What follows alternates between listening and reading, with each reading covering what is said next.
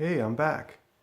And before we get any further, if you're going to continue to follow me, just want you to know a little bit about me.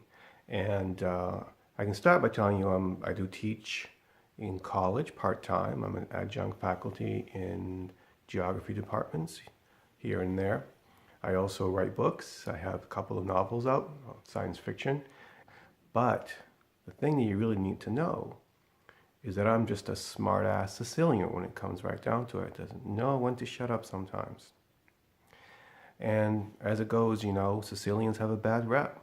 I mean, we do things like make our tomato sauce spicy. And, we're passionate people. The tomato sauce is called pasta arrabbiata, which stands for angry sauce. That's what you're listening to, angry sauce.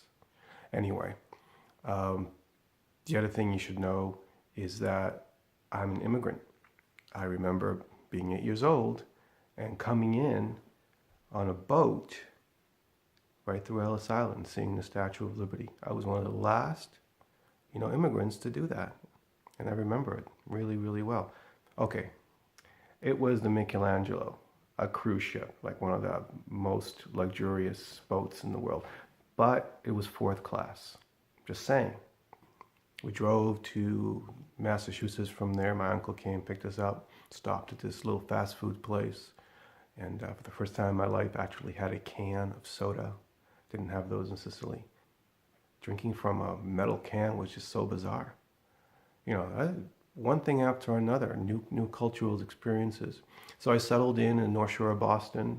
My family had its hardships, but no more than many other families have. I had my problems, at first I was kind of isolated, different.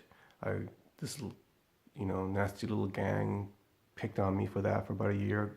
I was beaten up, ridiculed, humiliated for a while, and that was not easy, but that's not really what I remember about my childhood and being an immigrant.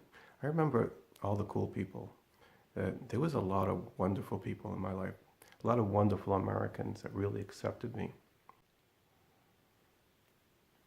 This family was evangelical Christian, and they had a son who was developmentally disabled, and he was a loner too. Didn't have many friends, and the two of us just hit it off.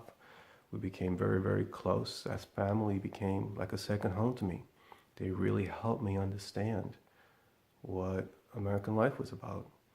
And when I was older, when I was in senior in high school, my own family decided to go back to Italy.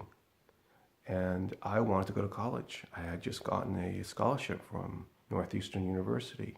And then my friend's family, who was a Jewish family, took me in and made their home available, made their and helped me out. And I went to college and then became a geographer eventually. The other thing you should know about me is, and I'm not perfect, I'm flawed. For example, I'm a lefty, but not a very good one sometimes. For example, look, here I am culturally expropriating Irish culture. Those poor Celts. Not only did the Romans get to them and almost wiped them out 2,000 years ago or so, and then the Anglo tribes and the Saxon tribes did it again, a few centuries ago, and actually more than that, but and here I am, just completely insensitive to all of that. But what can I say? I like the Celtics. I grew up with Larry Bird. Man, that guy could pass. So what I want to do is talk about what's happening in our country. And for example, with immigrants, since it's near and dear to my heart. As a Sicilian, I get what it feels like to be labeled as dangerous. The mafia thing was following me throughout my childhood. People would make fun of me. Some people were even scared of me. I never met anybody in the mafia, I don't think.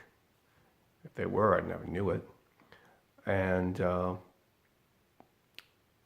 a lot of the things that I hear today about immigrants that are being said about this caravan and so forth, that they're dangerous, that they're disease-ridden, that they're dirty, are things that were said about me or my people, Sicilians.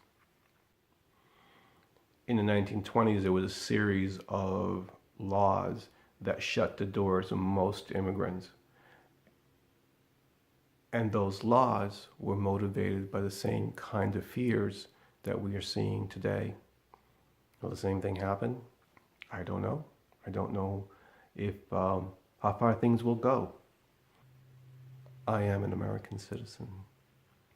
And right now, people like me are worried that their naturalized status may be in jeopardy at some point. How do we get here? This is what I want to explore. How do we get here? And how can we navigate this landscape that we find ourselves in? And it's not just happening in this country.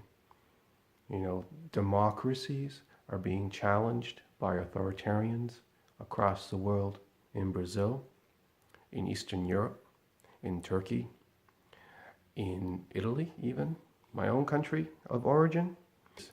Let's not make perfection be the enemy of the good. All democracies are flawed. They have been flawed forever. Yet it is these democracies that have allowed social justice movements to flourish across the world, that have brought freedom to people. When has that ever happened in an authoritarian regime? As flawed as our democracies are, as imperfect as the status quo may feel, the corruption and the elites getting away with what they do, what's the alternative? I can't stand by anymore and not get involved, not participate directly. I hope you will join me. Thank you.